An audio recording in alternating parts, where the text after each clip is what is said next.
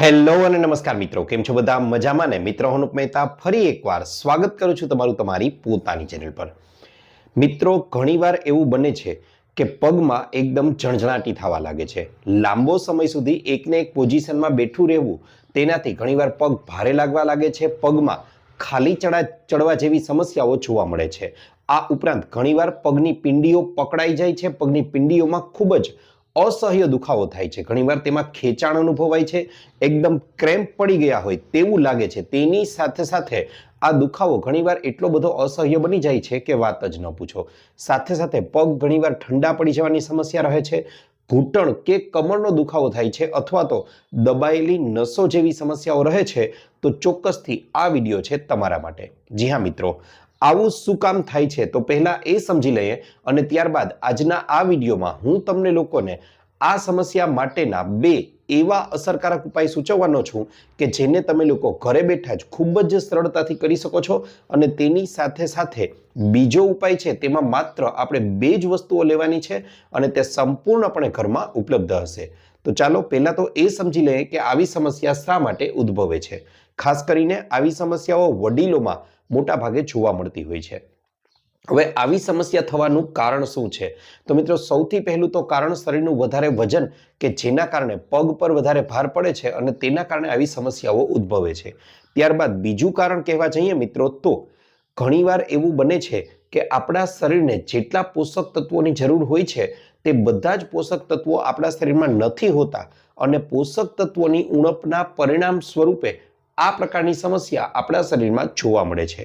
આ ઉપરાંત ઘણીવાર એવું બને છે કે ડાયાબિટીસ અથવા તો ઊંચા કોલેસ્ટ્રોલની માત્રાને કારણે પણ આવી સમસ્યા ઉદ્ભવે છે. હવે આવી સમસ્યા કઈ રીતે સર્જાય છે એ સમજાવી દઉં મિત્રો. તો આપણું આખું શરીર છે કે જેમાં માથાના વાળથી માંડી અને આપણા પગના નખ સુધી રુધિર વાહિનીઓ ફેલાયેલી છે કે જેના દ્વારા રુધિર એટલે કે લોહી છે તે આખા શરીરમાં સર્ક્યુલેટ થાય છે, વહન પામે છે.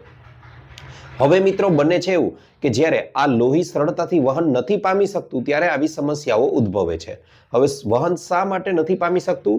તો જ્યારે ડાયાબિટીસ અથવા કોલેસ્ટ્રોલ જેવી સમસ્યા હોય ત્યારે લોહી છે તે પ્રમાણમાં ઘાટું બની જાય છે અથવા તો જે રુધિર વાહિનીઓ હોય છે તેની અંદર કોલેસ્ટ્રોલ જમા થવાને કારણે અવરોધ ઉત્પન્ન થાય છે અને તેના પરિણામ સ્વરૂપે આ પ્રકારની સમસ્યાઓ છે તે આપણા શરીરમાં આપણને લોકોને અનુભવ થાય છે.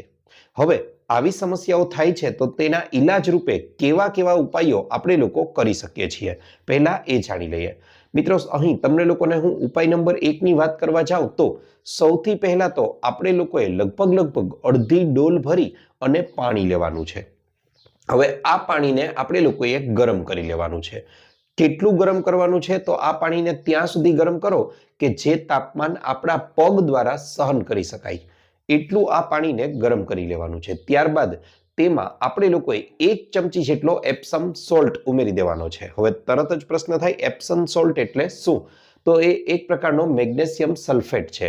એપ્સમ સોલ્ટ કોઈ પણ પ્રકારના વેપારીને અથવા તો મેડિકલ સ્ટોર પર તમે કહેશો તો ખૂબ જ સરળતાથી અને કિંમતમાં સસ્તો હોય છે જે તમને મળી રહેશે. આમાંથી 1 ચમચી જેટલો એપ્સમ સોલ્ટ ઉમેરી દેવાનો છે. ત્યારબાદ તેની સાથે સાથે આપણે લોકોએ અહીં 1 ચમચી જેટલું સિંધવ મીઠું અને લગભગ અડધી ચમચી જેટલું હળદર ઉમેરી દેવાની છે. મિત્રો, આ એવી વસ્તુઓ છે કે જે આપણી નસોને ખૂબ જ સરળતાથી છૂટી પાડવાનું કાર્ય કરે છે અને નસોને અંદરથી આરામ આપવાનું કાર્ય કરે છે. આની સાથે સાથે હવે આપણે લોકોએ શું કરવાનું છે તો આ પાણીને એક બાલતીમાં કે કોઈ પણ જગ્યાએ જ્યાં લીધેલું છે ત્યાં રાખી દો અને તેની બાજુમાં તમે આરામ ખુરશી અથવા તો કોઈ એક પાટલો રાખી અને તેની અંદર તમારા બંને પગ છે તેને બોળી દેવાના છે અને લગભગ 10 થી 15 મિનિટ સુધી શાંતિથી આંખો વીંચી અને બેસવાનું છે. જો આંખો ન વીંચવી હોય તો તમે પુસ્તકનું વાંચન પણ કરી શકો છો, પણ શાંતિથી બેસવાનું છે અને તમને આ દરમિયાન એકદમ રિલેક્સ અનુભવ થશે અને જાણે તમારા પગમાં કાંઈ થઈ રહ્યું હોય એવો ચોક્કસથી તમને અનુભવ થશે અને આ પ્રયોગ ખૂબ જ વધારે અક્ષીર છે. ત્યારબાદ મિત્રો, આ પ્રયોગ છે તેને તમને ન કરવો હોય, માનો કે કોઈ વસ્તુ મળી શકે એમ ન હોય, તો અહીં તમે લોકો બીજો પ્રયોગ પણ કરી શકો છો. બીજા પ્રયોગમાં માત્ર 2 જ વસ્તુઓની જરૂર પડશે.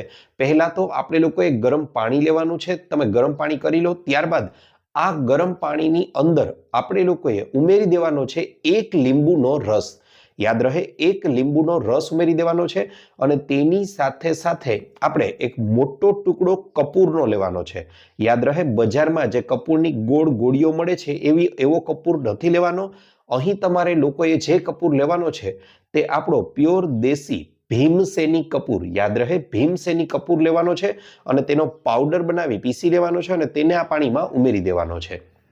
ત્યારબાદ આ નવસેકા પાણીની અંદર તમારે લોકોએ તમારા બંને પગ છે તેને ડુબાડી અને આરામથી બેસવાનું છે લગભગ 8 થી 10 મિનિટ સુધી. ઘણીવાર ઘણા લોકોને એવો પ્રશ્ન થશે કે ભીમસેની કપૂર ક્યાં મળી રહેશે, તો આને તમે ઓનલાઈન પણ મંગાવી શકો છો અથવા તો કોઈ પણ આયુર્વેદિક સ્ટોર છે, અગરબત્તીની દુકાન છે કે પછી જનરલ પ્રોવિઝન સ્ટોર છે, ત્યાં અનાજ કરિયાણાની દુકાન છે, ત્યાં ખૂબ જ સરળતાથી ભીમસેની કપૂર તમને મળી રહેશે.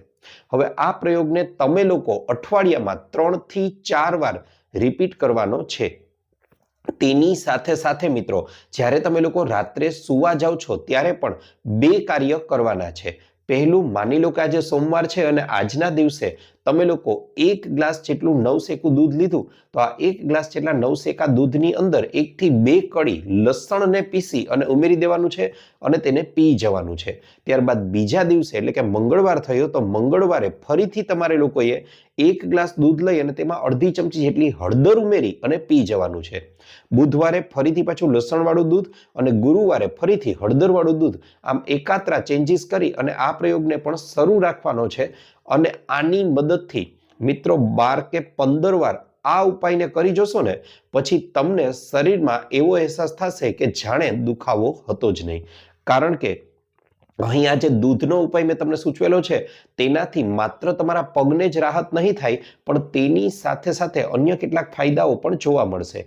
પણ સૌથી પહેલા તો આ પ્રયોગ જ્યારે પગને પાણીમાં બોળીએ છીએ ત્યારબાદ પછી તમે લોકો પગને બહાર કાઢો છો ત્યાર પછી ટુવાલથી આ પગને તમારે લોકોએ સાફ કરી લેવાના છે.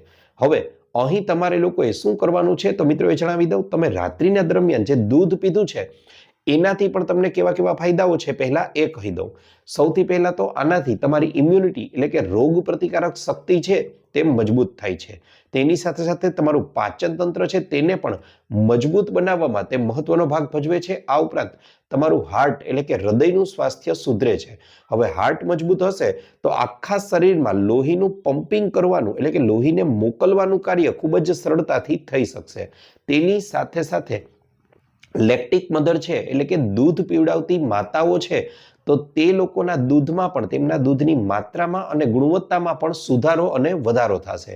સાથે સાથે એવા લોકો કે જેમને કોઈ પણ પ્રકારના સાંધાના દુખાવા રહેતા હોય એટલે કે પીંડીઓનો દુખાવો, ઘૂંટણનો દુખાવો, કમરનો દુખાવો, ગરદનનો દુખાવો કે પછી વાસાનો દુખાવો રહેતો હોય તો તેમને લોકોને પણ આ દૂધ પીવું જોઈએ. તેનાથી ઘણો અને જબરજસ્ત ફાયદો ટૂંકા ગાળામાં જોવા મળશે. આ ઉપરાંત જે લોકોને ત્વચા સંબંધિત સમસ્યાઓ રહેતી હોય તેમને પણ હળદરવાળું દૂધ પીવું જોઈએ. તેમાં પણ ખૂબ જ વધારે ફાયદો કરે છે. આ ઉપરાંત શરદી છે, ઉધરસ છે, કબજિયાત છે અને સાયટિકા જેવી સમસ્યા રહેતી હોય તો તેમાં આ લસણવાળું દૂધ પીવામાં આવે તો તેનાથી ખૂબ જ વધારે ફાયદો થાય છે અને દબાયેલી નસોને છૂટી પાડવામાં, તેને ખોલી નાખવામાં ખૂબ જ વધારે ફાયદાકારક છે.